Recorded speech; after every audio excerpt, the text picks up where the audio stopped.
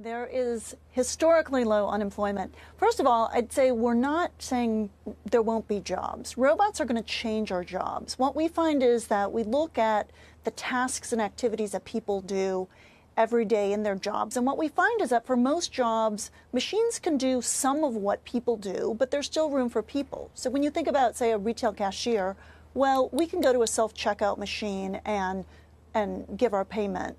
But what we need to do when we need to find something in the store, we still want to ask someone. So there's a shift, for instance, from cashiers to salespeople. So I think that overall, what we foresee in the next decade or so is a massive transformation and shift in what people do, but not necessarily a shortage of jobs. You say that young workers are especially at risk of displacement, that upwards of 15 million of them are in highly automatable jobs. How would you say we're seeing the effects of this playing out in the landscape today? How is technology already changing the way that people work? Yeah, well, we're seeing it all over the place, right? In the last 20 years, we saw automation in manufacturing, but now you're seeing it in white-collar office jobs like executive assistants and bookkeepers. You're seeing it in fast food. You're seeing it in retail. So what's different now, I think, is just the pervasiveness of technology. And as you point out, it's a real challenge for young people who are coming into the workforce in jobs like retail, fast food. A lot of the jobs are sort of your first foot in the door. And if those go away, then there's a question about, well, how do you get young people onto an upwardly mobile career path? And I think it's going to come down to more education, more skills. You're definitely going to need more than a high school degree to be employable in the future.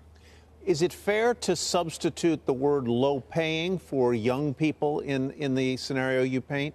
In other words, is automation likely to displace more low-paid workers than high-skilled, high-paid workers?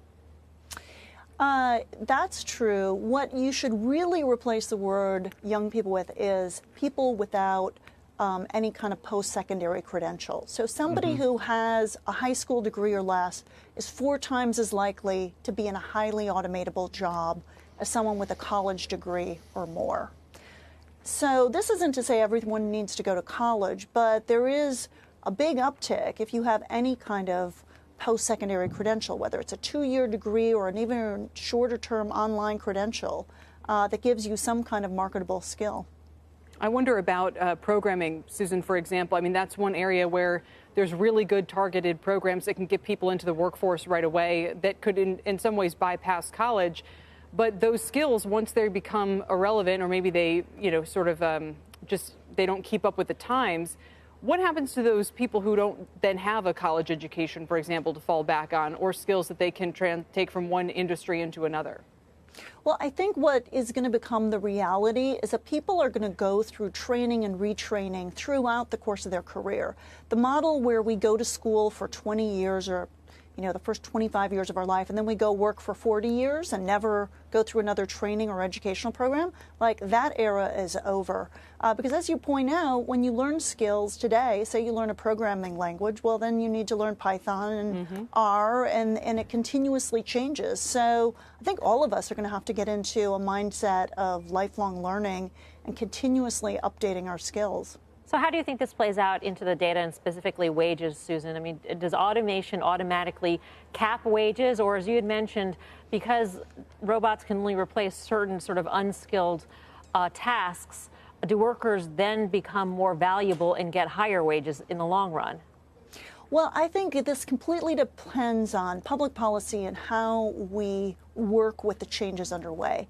If, in fact, you're taking away a lot of sort of middle-wage, middle-class jobs like an executive assistant, a junior accountant, a loan underwriting, a claims processor in an insurance company, if you take those people and don't give them the ability to get other growing jobs in healthcare or in technology or in sales and marketing, they might be competing for the same low-skill, low-wage jobs that are out there and drive down wages.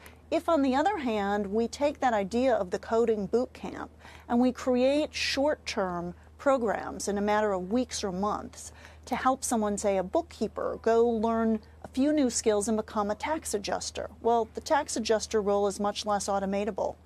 that's a very good outcome because you can earn more money, you have a better job instead of migrating downward and competing for low-wage jobs. Yeah, but it was, you know, when Excel was invented, people said, all the bookkeepers are going to be out of work, Susan, and that's all the women. It's going to be terrible. And no, there was no effect like that. Now we all use Excel. It's exactly. true. It created entirely new industries and a lot of jobs for young people and women and so forth.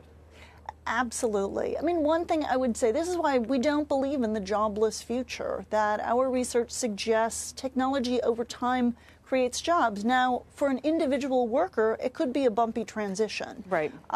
We're already seeing in retail, there are 50,000 fewer retail workers today than there were 2 years ago, in large part because of e-commerce. Yeah. But we will see shifts in the labor force at an individual level that will need to be navigated. But overall, there will be jobs out there.